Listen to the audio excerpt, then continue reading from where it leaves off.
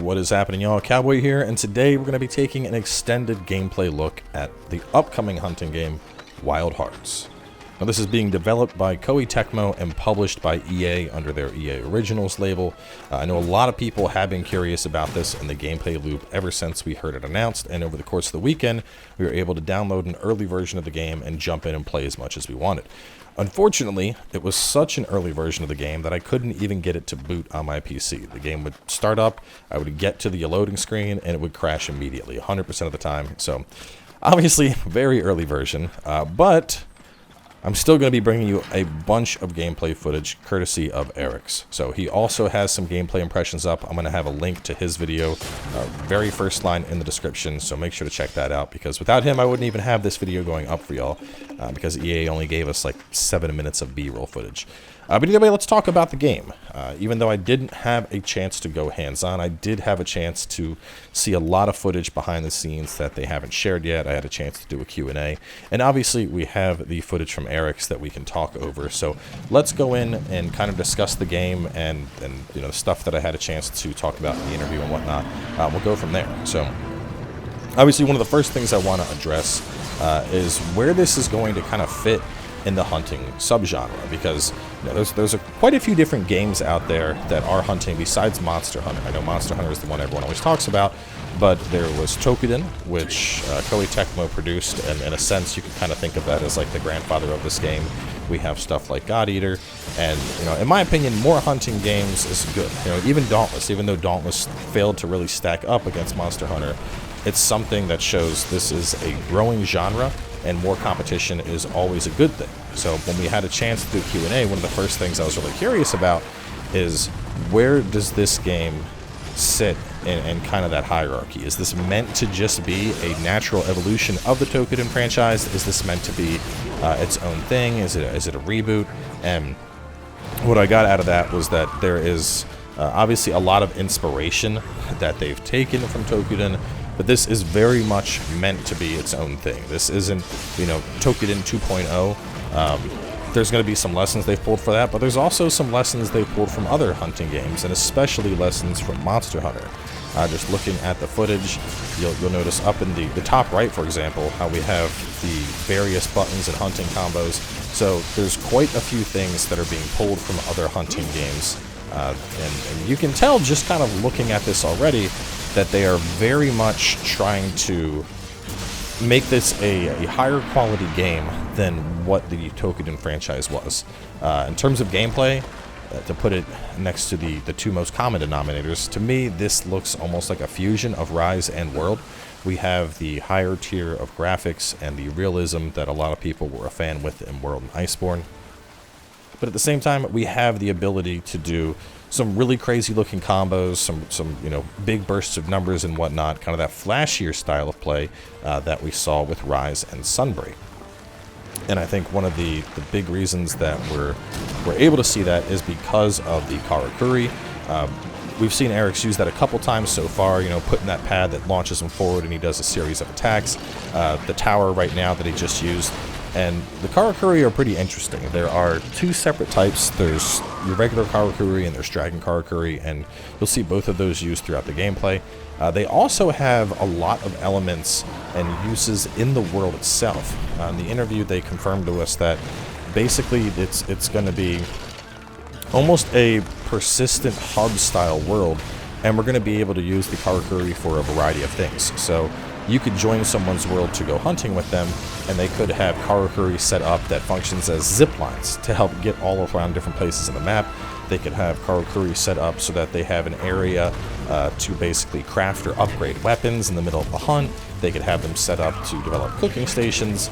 And so what we really have here, I mean, obviously there's the hunting elements that you would expect from a game like this, but the Karakuri, in a sense, they bring a base building element into the game, where we're going to be able to use them for a variety of different things, and no one person's hub is going to be the same.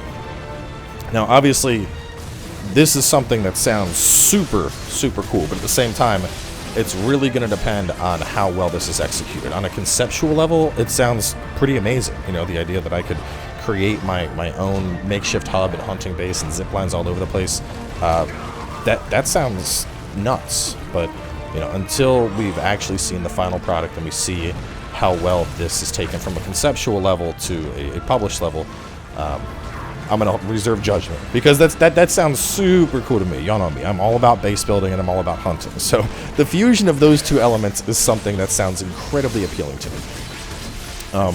Besides that, to talk briefly about the multiplayer aspect of this game. So this is a 1 to 3 player multiplayer, so it limits at 3, no 4-player hunts.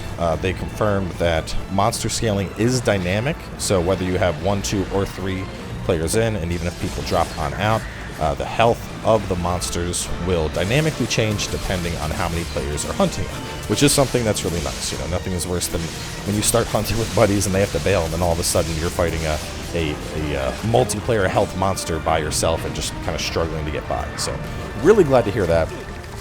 On top of that, they confirmed that people will be able to jump in and hunt stuff that's even outside of their scope. What I mean by this is, let's say you are at the start of the game and you have a buddy that's hunting like a tier 2 or tier 3 monster.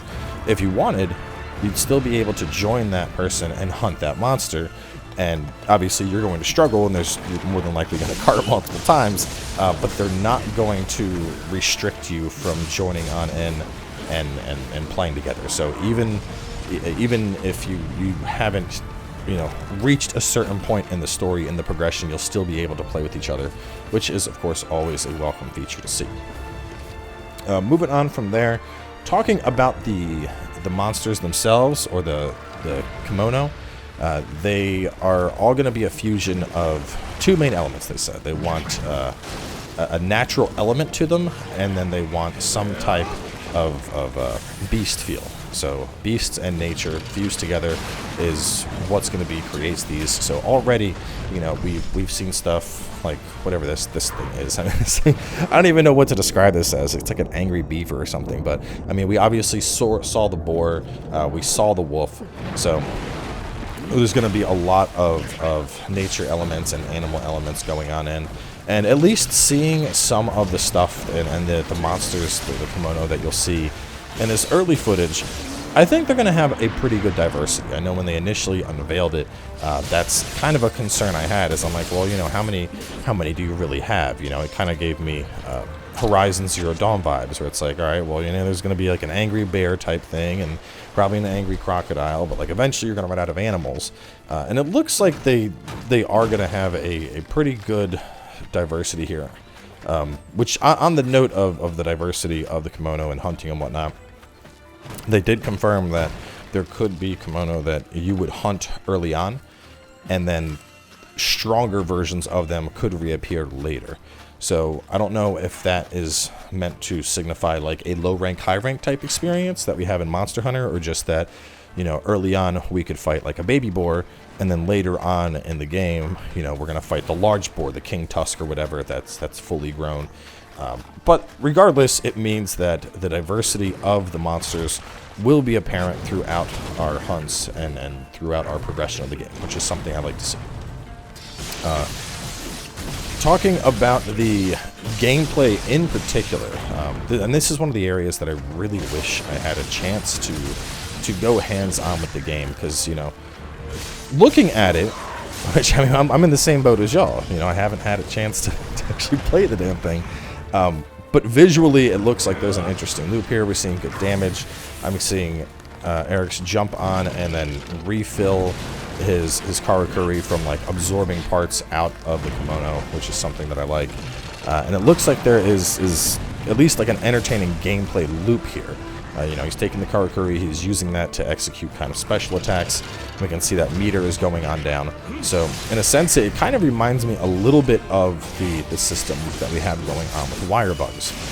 But, you know, without being able to actually play myself and get a feel for the combat, it is hard to say if the combat if it has the right feel to it. Because I think that's one thing that can really make or break a hunting game. I know personally for me, I've tried to play the God Eater franchise a couple times, and every time I've tried to play it, there's just something about the hunting combat in that game that throws me off. It doesn't have a good hit feel. if you understand what I mean. You know, like when you're playing Monster Hunter, especially in like World, you know, you're hitting certain attacks, and the sound design and the rumble design and the character animations, the attacks feel powerful. It feels like when you hit something with a greatsword, you can feel the oomph of that attack.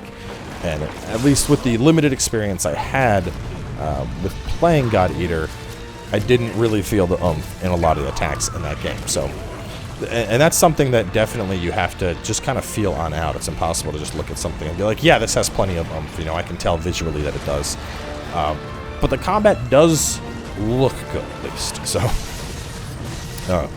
but from what we can see, obviously you have your base combos going on. We can see a bunch of different the katana combos up in the corner of the screen: jump, cross cut, slash cut, sliding dodge, and whatnot. And then the special abilities. And you'll also notice that as he's attacking, we have, you know, the health bar being the green. We also have this blue bar, which looks like it's a lesser special, not the Karakuri, which is that bar in the center of the screen where he can press the left bumper and bring on up a menu and execute those. But as he attacks, this blue bar is building on up, and then it looks like he's able to do certain moves to execute basically more powerful moves, just specials, if you will. Which is already just, that's going to be a fun and an entertaining gameplay loop. You know, anytime that you're able to do combat and then build up a meter and then execute specials with that meter, it's a pretty standard, tried and true loop. So you can see now the meter has filled. You can see the brief flash there, and now he's going to be able to put out a special attack. I will say the dodging, it's hard to tell without playing it yourself, but the dodging, it does look like he's getting beat quite a bit. So I don't know what the iframes are going to look like. It might very well be more of a dodge based on location. So it's very much a case of you got to just get out of the way of the monster. And as you can see, we do have part cuts. So it's completely cut the tail off. Going to be able to take that, get some parts out of it. See, he's using up the meter, going through all these special combos and whatnot right now. But initial impressions is that the combat does look good. Moving on from there, as you can see, we are able to sever parts from the monster, so tail cuts, part breaks, all that stuff is making a return. Whether or not we get specific rewards from that, I'd assume we do, because I don't see why else you'd allow a player to carve a tail if you didn't get a tail-specific reward. But on general rewards, they did confirm that when a hunt is complete, you get rewards for that hunt being finished. So kind of similar to how trapping works in Monster Hunter. You know, like the hunt's done, you're getting your stuff. So it's not going to be a case of, you know, you carved it and you can't get back to carve the monster in time, and the quest is going to end and it's going to send you back. And even kind of on that note about like hunting and being sent back, from what they have described at least, it seems like this isn't really going to be a mission-based game at all, which, you know, pretty much all of Monster Hunter, with the exception of some very specific stuff like Guiding Lands, is a mission-based game. You know, you pick a target, you go out, you hunt the target, and from what I got out of the interview, it sounds more like there will be quests. Like you'll have a quest for, you know, oh, we need you to go kill the giant wolf. And then you're just going to head on out into the world, and you're going to have to track down that giant wolf, and you're going to have to hunt it. And when you hunt it, yes, the hunt's been successful, but you're still able to just kind of persist out in the world and do other stuff and go after other monsters. And, you know, that's interesting to me, because they said that at any time you'd be able to, you know, jump back in and re-hunt targets if you wanted, and go out and see where those targets have been. But it sounds more like they have designed it to be a persistent world that we jump in and explore and we hunt, versus just booting up and picking a specific target and going after it. So kind of actually similar to the Guiding Lands, but in a sense that's more the game as a whole. So, you know, going out into this world, you know, this biome, if you will, finding stuff to battle, versus just like, oh, okay, I'm going to hunt this thing, bang it out real fast. Next hunt this thing, bang it out real fast. Which is something that I think we got especially in Rise. Rise began to get even more mission-based, you know, back in World, especially towards like the end of World. I mean, certain hunts are going to be really fast. But Rise in particular, I feel the hunts got so fast that it almost felt like you were just kind of, you were going down a checklist to an extent in Sunbreak. Like when we were doing anomaly hunts, which anomaly hunts last a little bit longer, but the non-anomaly ones, you're just going in and banging it out, going in and banging it out, going in and banging it out. And especially when you're getting these hunts that are being done in like 2, 3 minutes, 4 minutes, 5 minutes, even for people that aren't like speedrunners or anything, it certainly takes a little something away from the hunt itself. It's more of a slaughter than a hunt. So the fact that this is meant to be more of a persistent world, tracking the beasts down and going after them, that's a little bit more reminiscent of the loop we had in World and Iceborne, which I think people tended to like that more than what we got in Rise and Sunbreak. So, looking at the new weapon, this is the Umbrella. Definitely a very, very flashy weapon. Lots of different combo hits going on there and whatnot. So there's definitely going to be some interesting stuff in this game. And there were a couple different weapons in the alpha. They had the katana, they had the Umbrella. There were some Maul type weapons, but those were still very early in development, and they didn't want any footage of those shown off just yet. In general, I mean, I would say in terms of development, I would say this is probably like alpha type footage. This is very early, so the game definitely looks pretty, but we're very early on in the game, so I wouldn't take this and be like, oh, this is what we're going to be getting. This is the footage that's going to drop for us very soon, because this is very, very early gameplay. So you can see right there, like the little rat thing. That's like the baby version of the monster that he's hunting in this particular hunt. So to give you an idea of the different tiers of the monsters, if you will. But yeah, I mean, either way, from what I got a chance to see, this definitely does look like it'll be cool. Hopefully the next time there is a capture opportunity, it's a build that's a little bit further along. I mean, just seeing where they are at in this, I think it is probably too early to really put a release date on this just yet. But at least the initial footage and whatnot, it does look really cool. It definitely looks really flashy. The animations look sharp. The different specials or attack animations the monsters have look flashy. It's not just like, monster hits. Like we're seeing, the monster do all sorts of stuff. We had the first one was kind of more basic with the rolls, but this has like different targeted tail slams going around and spins and whatnot. So diverse set of attacks from monsters. The weapons obviously very diverse, and it's cool to see some newer weapons, things like this parasol, because there's only so many times we can hunt with longsword, greatsword, and stuff like that before I'm like, I want something new. And I think that's one thing that I'm gonna really like about this is, we've had the same weapons in Monster Hunter for quite some time, and we're seeing some kind of new, innovative weapons in this game that look pretty dope. This Umbrella in particular, I'm like, this looks wild. It looks like it's a very finesse-heavy weapon as well. You're just, dodging around and whatnot. A little bit of floats, a little bit of attacking from the sky. But another thing that's coming up, this hunt is about to end. When you get monsters down to like basically their death throes when they're getting ready to die, you actually do like a special finisher attack, which you're gonna see in just a second here, which is pretty cool. Like, it's like an execute, but it's supposed to be like a respectful thing, like you are putting the monster to rest. So either way, that is going to wrap on up the early preview footage that I have for y'all.